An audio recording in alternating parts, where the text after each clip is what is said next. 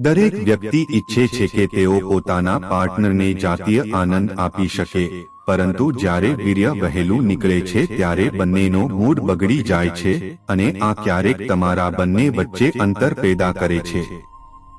કારણ કે સારી ભાગીદારી માટે તે જરૂરી છે. તમે કેવી રીતે પ્રીમેચ્યોર ઇજેક્યુલેશનને રોકી શકો છો? બજારમાં ઘણી એવી પ્રોડક્ટ્સ ઉપલબ્ધ છે જેની મદદથી તમે શીઘ્ર સ્ખલનને રોકી શકો છો, પરંતુ તેની કેટલીક આડઅસર હોય છે.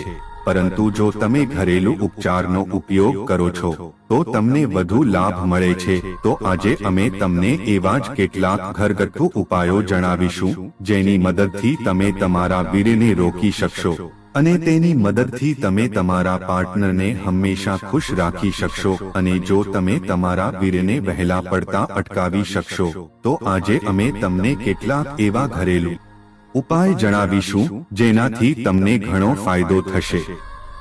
તેના પહેલા વિડિયોને લાઈક અને ચેનલને જરૂર કરી નાખજો.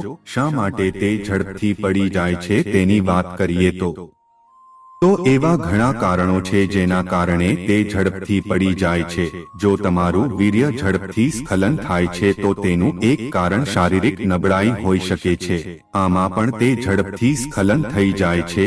જો તમારી ખાવાની આદત ખોટી છે તો તેના કારણે પણ તમારું વીર્ય ઝડપથી ખરી જાય છે. જો તમે આલ્કોહોલ, ધૂમ્રપાન અને ડ્રગ્સનું વધુ સેવન કરો છો તો તેના કારણે પણ તમારું વીર્ય ઝડપથી ઘટી જાય છે.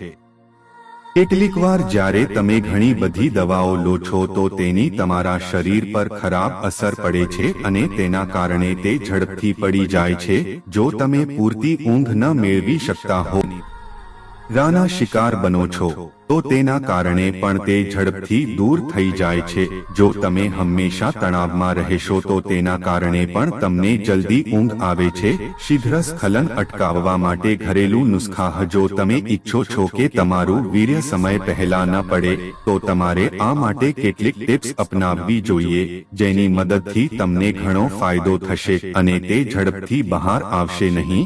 તેથી આજે અમે તમને જણાવીશું કે તમે કઈ ટિપ્સ અપનાવી શકો છો.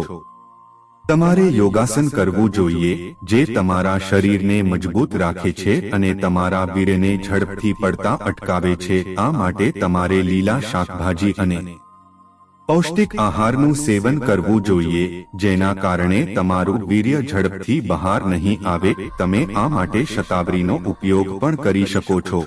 તે આને રોકવામાં પણ મદદ કરે છે અને તે તમારા વીર્યને ઝડપથી બહાર આવતા અટકાવે છે.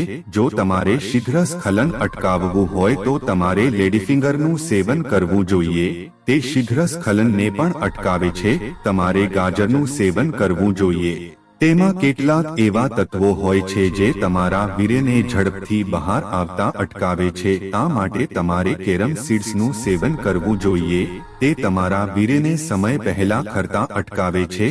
જો તમે ઈચ્છો છો કે તમારા વીર્યનું સ્ખલન મોડું થાય તો આ માટે તમારે અશ્વગંધાનું સેવન કરવું જોઈએ. તે તેને વહેલું સ્ખલન થતું અટકાવે છે. તમે આ માટે સૂકા ધાણાનો પણ ઉપયોગ કરી શકો છો. તે પણ તમને ઘણી મદદ કરે છે. આ માટે તમારે એવી વસ્તુઓનું સેવન કરવું જોઈએ જે તમારા શરીરને શક્તિ આપી શકે, જેના કારણે તમે તમારા વીર્યને અકાળે પડતા અટકાવી શકશો. જો તમારે સ્ખલનમાં વિલંબ કરવો હોય તો તમારે લિક્રિસનો ઉપયોગ કરવો જોઈએ. તે તેને રોકવામાં પણ મદદ કરે છે.